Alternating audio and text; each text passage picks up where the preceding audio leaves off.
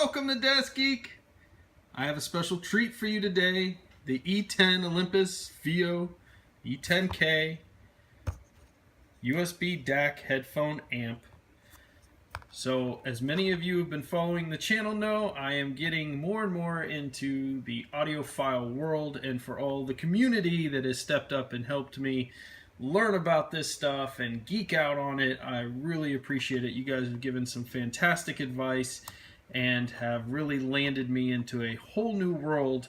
And of course I've spent a whole new world of money too on some of this stuff, but this is going to run you about $70, this Olympus 2 E10K, and this is more designed for a computer desktop or a laptop solution. Now, before I get into kind of my opinions on this, you're probably wondering what this E11 is doing here. And this is just my other amp. This is the one that is truly portable. It has a battery inside. I have a review on the E11 out here. I absolutely love this amp. It's been my go-to for my audio-technica 8900s or my Focal Sphere headphones, and it's worked out brilliantly. They're not really meant, I'm not doing a comparison video to say which one's better than the other. Certainly this has a very slim design. You can shove it in your pocket.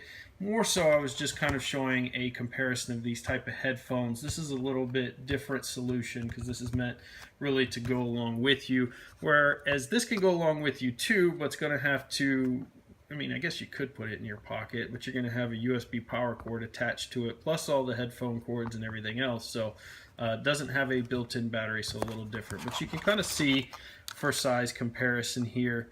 The E11 obviously longer, but a much slimmer profile.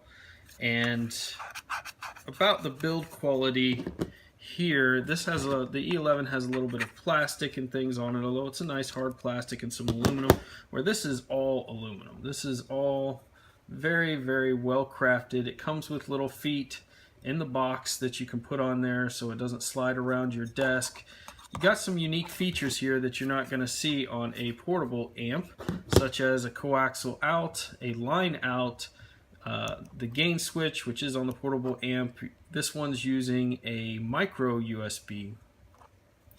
Here for connecting power, you have your headphone plug and you have your bass, which adds about 3 decibels of bass when you're using it. The volume knob is very nice. It's tight.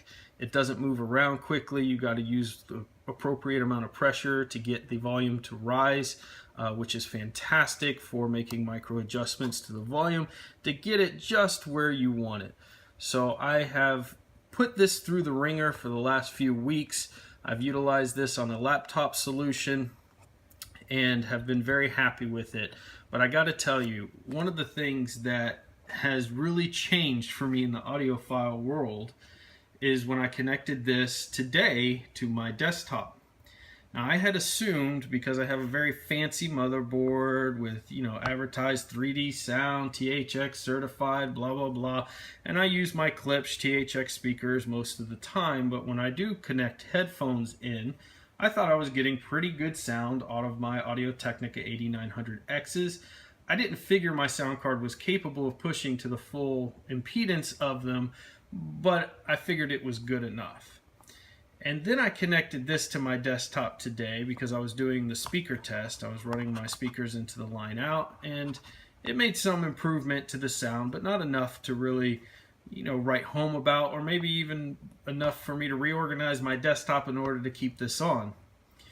But then I plugged headphones into it. And by the way, you can have your headphones and your speakers plugged in at the same time and you'll get sound out of both. Once I plugged my headphones into it, again the 8900Xs, which I have a review on, one of my favorite pair of over-the-ear headphones, things changed drastically.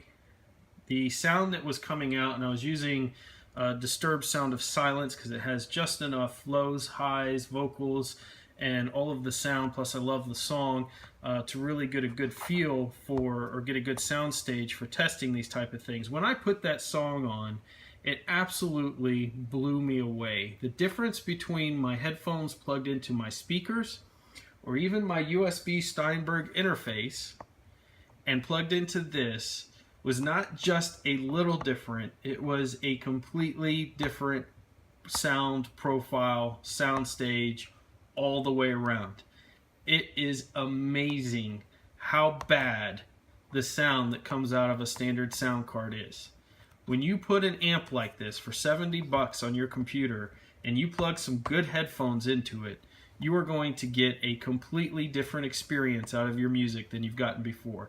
And I am not exaggerating here. This absolutely blew me away. I did not expect to get that much of a difference. I expected to maybe hear some, you know, little bit maybe lower lows or a little bit more open mids, but nothing that would be considerable. The reality was the difference was unbelievably remarkable.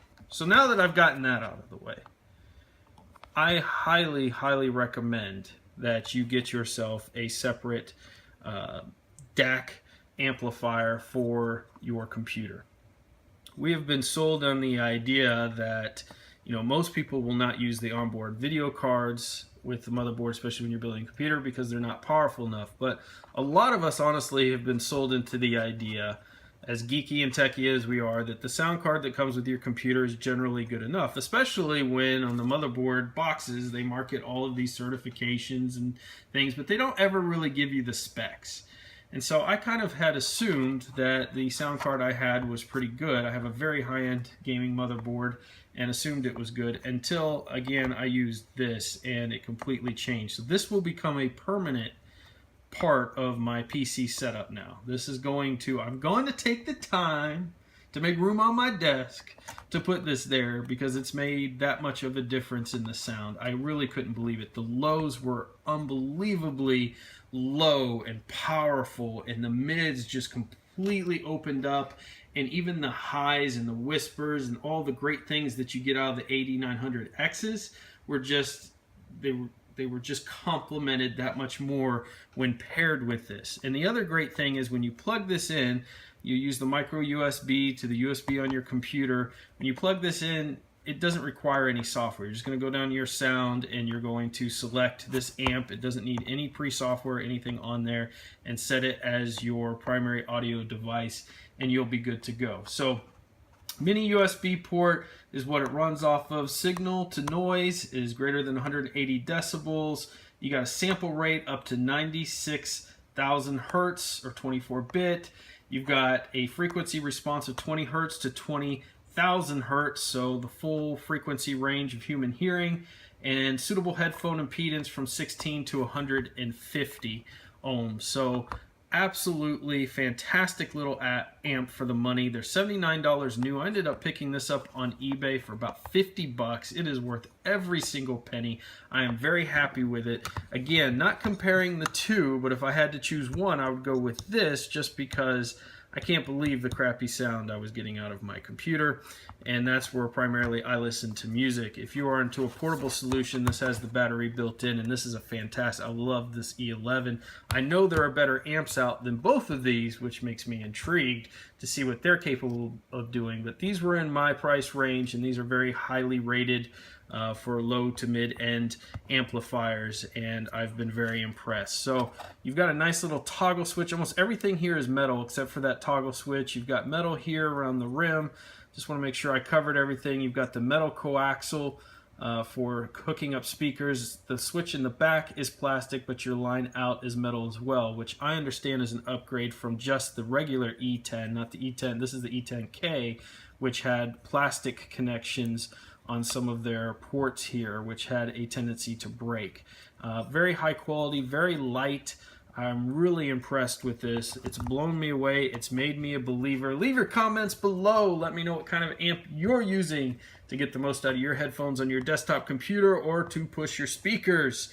As always, I look forward to your feedback because I always learn from you guys, and I'm willing to answer any questions you may have about these awesome devices. So I hope you've enjoyed the video. Give me a thumbs up if you like what you see and you want to see more videos like this. We do it all week long. You get all kinds of geeky goodness. So get out there and remember to fill your brains.